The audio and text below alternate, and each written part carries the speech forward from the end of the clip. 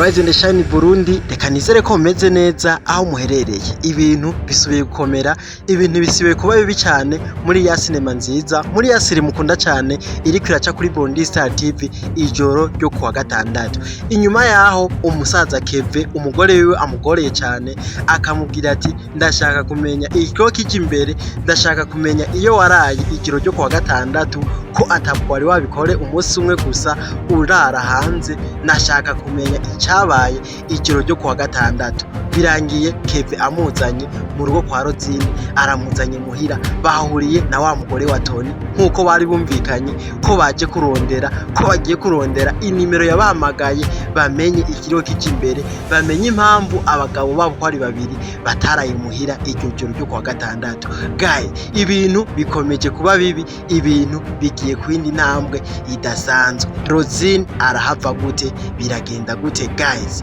Reka manze nshimire wowe ubana natwe ibiganiro bya buri munsi, nshimira nawe wakoze subscribe, nshimira cyane nawe utibagira gukora like kuri video tuba twakoze. Akaba ari rya mbere uhise kuri Rise and Shine Burundi, na ntibibagire gukora subscribe kugira ngo tubandanye turaba seri nziza ijoro ryo kuwa gatandatu. Reka tuje hamwe turabe incamake, turabe uko bigiye kugenda mw'iri joro ryo kuwa gatandatu. Imbere yaho umugore wa Tony amwicarikiye amubwira ido nido, amubwira ko hari amakuru makeya afise. Nuko byatanguye guys, kuko dukoze amatohoza twaje gusanga nimero yabahamagaye ari imwe.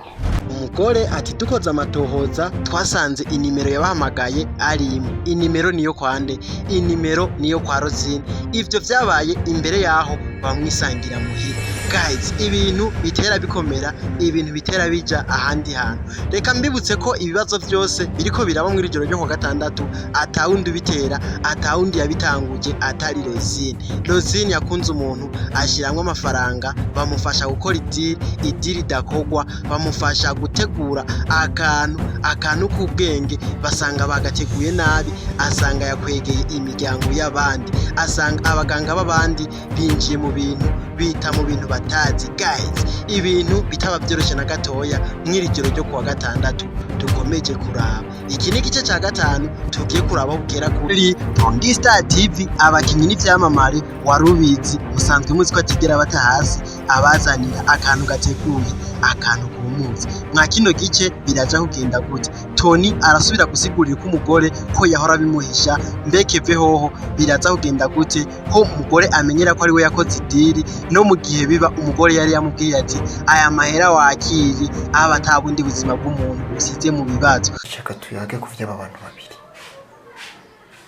Umwe ni petit frère wawe, Rozine sinzi ico asiguye. Ivya Tony byo vyakomeje kuba amayobera, ivya Tony vyateye ibindi bintu bidasanzwe, aho ibibazo vyari bitanguye kuba ibibazo ataronkera n'inyishu. Inyishu araza kwishura iki bamubajije Rozine asiguye iki mu buzima bwawe? Rozine ninde? Murazi uko vyagenze kuri Rozine kubera urukundo. Rozine yamukoreye akantu aramurarana ijoro ryose, umwana Tony atabizi, umwana Tony atazi cyabaye, kugeza aho ubu bigeze amwagiriza ko yanamuteye inda. Guys, iki kibazo Tony arakishura gute? Kurundi ruhande umusaza Keve we hano abari mu biki guys? Yakunda kuba birikoze par la présence des tissus cicatriciels. Murabona ko ibintu biba biteye bikomera. Ibi byose turabisobanukirwa gato mu kanya kari imbere. Ikihari ni gukora subscribe hama utere usimbira kuri Burundi Star TV, urabe uko vyifashe, urabe uko bimeze ibice byabanje. Season ni rimwe ijoro ryo kuwa gatandatu. Igice tugiye kuraba ni igice cya gatanu mw'ijoro ryo kuwa gatandatu, aho mubona ibintu bitera biba bibi, ibintu bitera bikomera cyane, ibintu ahubwo bitera biryoha ku bantu tuba tumaze kurabana ibice byose.